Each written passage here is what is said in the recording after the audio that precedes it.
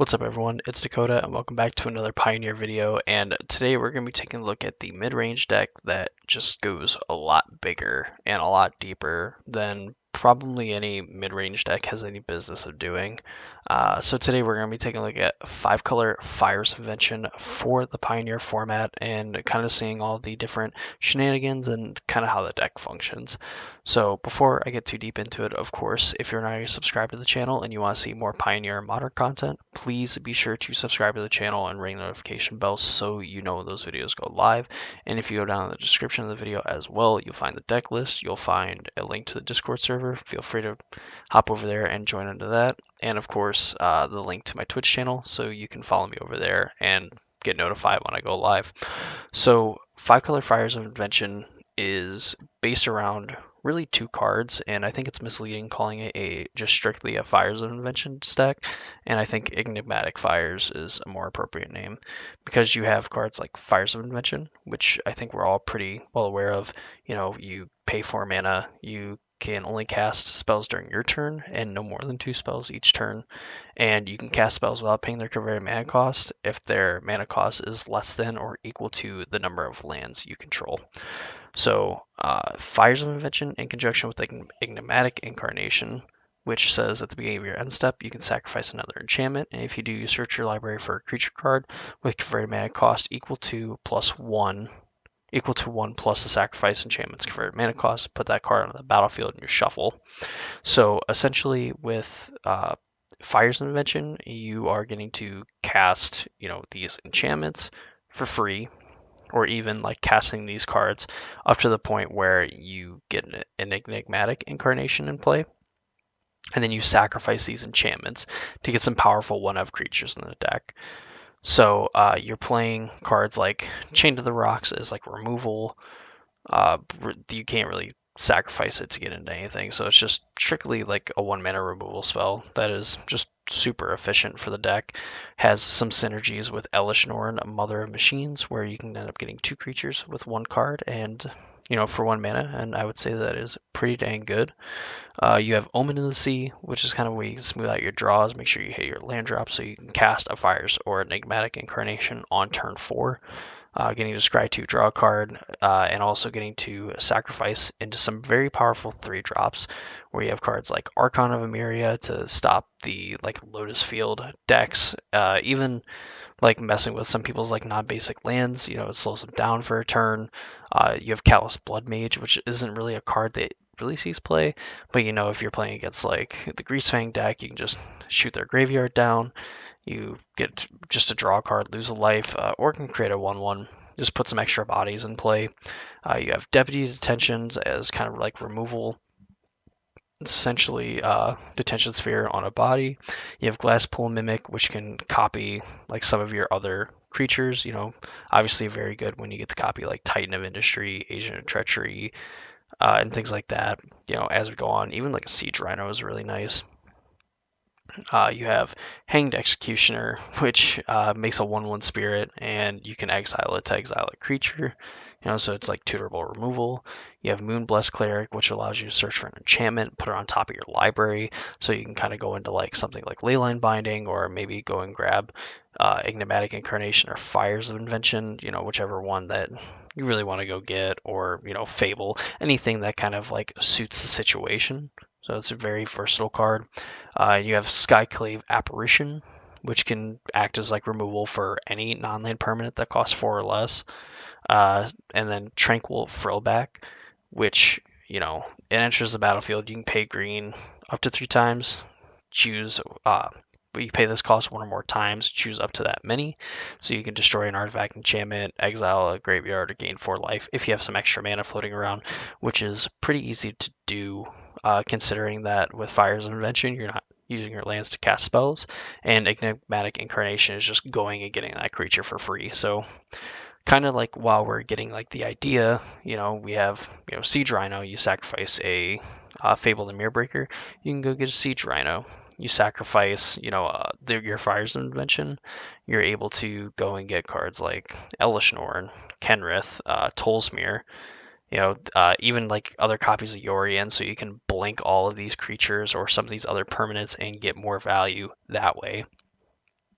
So like Tolsmere is, essentially like removal plus some life gain. Kenrith is just a very powerful creature, where you can just haste up all your creatures out of nowhere, put counters on your creatures, gain life in the aggressive matchups, draw cards in the more grindier matchups, and buy back some of these other creatures, if you get up to 5 mana, which again is pretty easy when Fires is allowing you to cast your spells for free. Your lands are freed up, so you're able to activate those abilities. Of course, Elish Norn being probably one of the best creatures to get, because you stop opposing Leyline Bindings and Chain to the Rocks. And in some of these mirror matches, like Elish Norn just comes in and your opponent just doesn't get any of their triggers and kind of loses out on the value of getting to cheat out some of these creatures. While also allowing you to double up on triggers, of course, like double siege round triggers, like they lose 6, you gain 6. That's a huge tempo swing for you. And then Glasspool Mimic getting to double up on any of these other triggers, Agent of Treachery, just being able to steal 2 permanents from your opponent. Atraxa, doubling up on this one isn't necessarily great, because you are definitely going to have to discard a hand size, but you're going to keep the best 7 cards out of 20 plus the cards that are already in your hand. Pretty good in my opinion. Titan Industry, definitely the biggest one of going way bigger than your opponent, because you can just make big 2/4/4s and gain 10 life, or some combination of those things, or put shield counters on it to protect them, and it is just absolutely nuts. You have cards like Volcanic Spite, so where if you draw any of these one-ofs, it is a way that you can remove something off the table and then put it back into your deck, so that you can go Fires for it, or Enigmatic Incarnation for it later.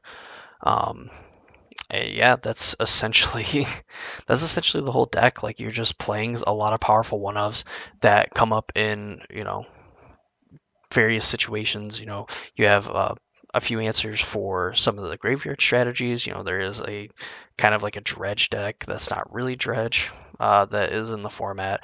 You have the Greasefang decks, and then you have something for control, you have something for aggro, you have something for the other mid-range decks, where you are just a lot bigger of a mid-range deck. Your one-ofs are more powerful, your cards in general are just a lot stronger.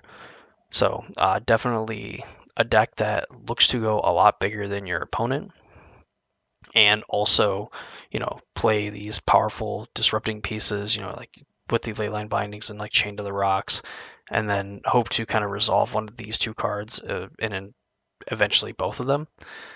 And you kind of just take over the game from there and just generate so much value that it's hard for most decks to try to keep up. Sideboard, an interesting kind of piece that you can go get. Coma, which is a 7-drop. I would assume feasibly that you could just cast this along with all of your other cards, but you make a 3/3 at the beginning of your turn, and then you get to mess with permanents. This is pretty good against the mono green decks, because in the upkeep you can just tap down their Nykthos and stop it, or you can tap down any of their planeswalkers and they're not going to be able to do anything. And some of the other matchups too, your 3/3 could just protect your Coma and force your opponent to have multiple removal spells to be able to deal with this.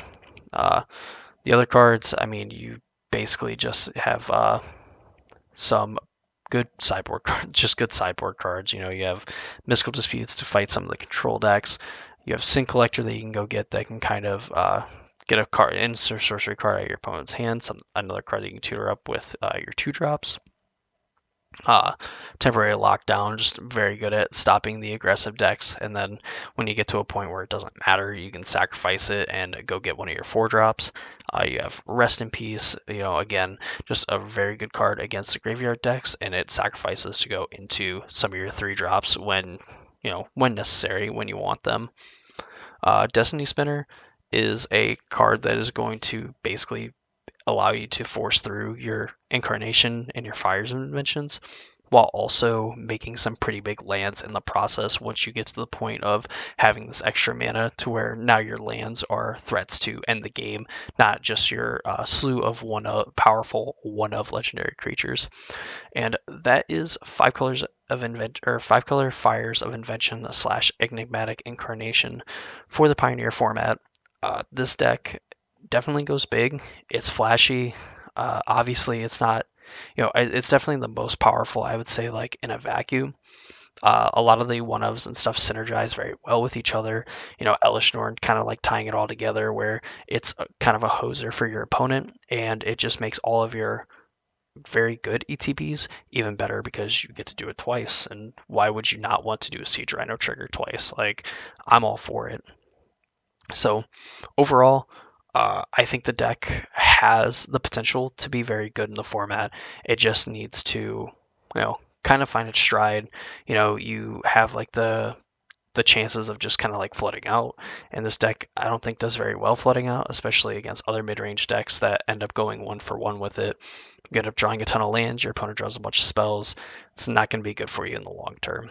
But overall, it's a very fun deck to play. It's very interesting. You have a lot of interesting lines that you have to think about, when it comes to sacrificing your enchantments, when you do them, and so on. So very cool deck. I suggest checking it out and playing it if you have the ability to.